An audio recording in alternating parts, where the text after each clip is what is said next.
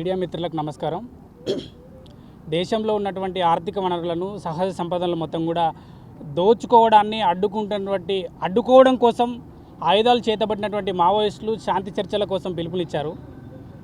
దానికి ముందుగా 2025 స్టార్టింగ్లోనే ఛత్తీస్గఢ్ ఉప ముఖ్యమంత్రి విజయేంద్ర శర్మ గారు శాంతి చర్చలకు ఒక ప్రతిపాదన పంపారు. దానికి ప్రతిపాదనగా మావోయిస్టు కూడా మేము కూడా సిద్ధంగా ఉన్నామని చెప్పారు. ఏదైతే రాజ్యంకి సంబంధించినటువంటి హింస, ప్రతిహింస, రాజ్యహింస పరంపరలు కొనసాగుతున్నటువంటి సందర్భంలో రాజ్యాంగ హక్కులు హరించబడుతున్నప్పుడు సుప్రీంకోర్టు ఏం చేస్తూ ఉంది? సుప్రీంకోర్టు స్పందించకపోతే ప్రజలు ఏం చేయాలి? ఇప్పుడు నిన్న పోలీసులు ఏదైతే హత్య చేసినటువంటి నంబాల కేశవరావు గారి ఇప్పటికి కూడా అతని శవాన్ని కూడా అందించినటువంటి పరిస్థితి లేదు. ఏదైతే బ్రిటిషు సంబంధించినటువంటి వాళ్ళు కూడా అల్లూరి సీతారామరాజు భగత్ సింగ్ను చంపి మొత్తం కూడా స్వాతంత్ర ఉద్యమం నిర్వీర్యం అయిపోయింది, ఇది ఒక మైలురాయి అని ప్రకటించారు. అదే వారసత్వాన్ని బ్రిటిష్కు అనుకూలంగా యుద్ధం చేసినటువంటి ఆర్ఎస్ఎస్, బీజేపీ సంబంధించినటువంటి వాళ్ళు కూడా ఈరోజు నంబాల కేశవరావు చనిపోవడంతోనే ఒక మైలురాయి అని ప్రకటించారు. ఇవన్నీ వాస్తవాలు చూస్తూ ఉంటే మొత్తం కూడా ఆయుధాల గురించి మాట్లాడేటువంటి వాళ్ళు అణిచివేత జరుగుతున్నప్పుడు సమస్య తీసుకొని రోడ్ల మీదకి వచ్చినప్పుడు బంధువులకు పిలిపించినప్పుడు పిలిచి సమస్య పరిష్కరిస్తే ఈ మావోయిస్టు సమస్య అనేది ఉండదు.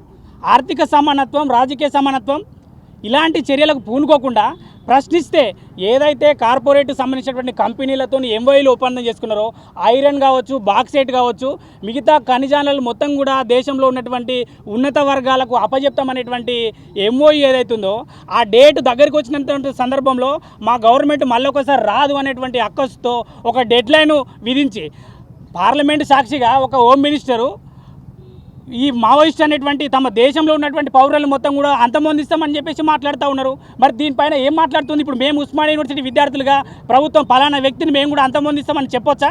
ప్రజాస్వామ్యంలో ఉన్నామా? రాజ్యాంగం అమలు అవుతుందా? ఇవన్నీ విషయాలు కూడా ఆలోచన చేయాల్సినటువంటి అవసరం ఉంది. నీతిగా నిజాయితీగా కొట్లాడుతున్నటువంటి మావోయిస్టులు ఏమడుగుతూ ఉన్నారు అనేటువంటి సమస్యలు పరిష్కారం చేయకుండా కాల్పుల విరమణ పాటించారు. ఒక కమిటీ వేశారు ప్రొఫెసర్లతోని, వాళ్ళతో చర్చించండి అని చెప్పారు. శాంతి కోరుకున్నటువంటి వాళ్ళపైన అసలు యుద్ధ నీతి ఏంటిది? భారతదేశం స్వతంత్ర ఉద్యమాన్ని కొనసాగించింది.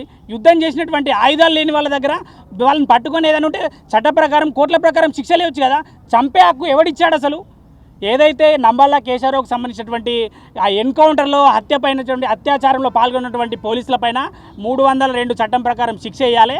అదేవిధంగా దానిపైన మొత్తం సుప్రీంకోర్టు సంబంధించినటువంటి ఏదైతే ఆపరేషన్ కగార్ కావచ్చు, సంబంధించినటువంటి ఆపరేషన్ బ్లాక్ ఫారెస్ట్ ఇలాంటి ఉద్యమాలకు మొత్తం కూడా ప్రేరేపించినటువంటి బీజేపీ దాని యొక్క గవర్నమెంట్ పైన మొత్తం విచారణ చేపట్టి శిక్షలను చేయించాలి. అదేవిధంగా ఏదైతే వాళ్ళ కుటుంబ సభ్యులకు నంబాల కేశవరావు గారు కావచ్చు, ఇంకా సంబంధించినటువంటి మొత్తం ప్రజలు ఎవరైతే ఆదివాసీ యువకులు చనిపోయి ఉన్నారో వాళ్ళ శవాలన్నింటిని మొత్తం కూడా వాళ్ళ కుటుంబ సభ్యులకు అందించాలి.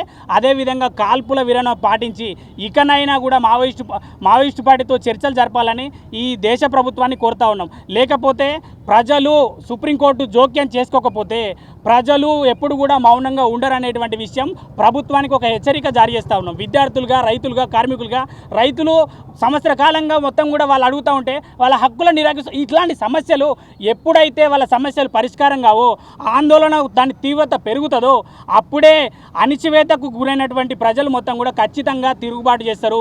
ఆ తిరుగుబాటు పేరే విప్లవం అని ఈ సందర్భంగా తెలియజేస్తూ అవకాశం ఇచ్చిన నిర్వహణ కమిటీకి ధన్యవాదాలు.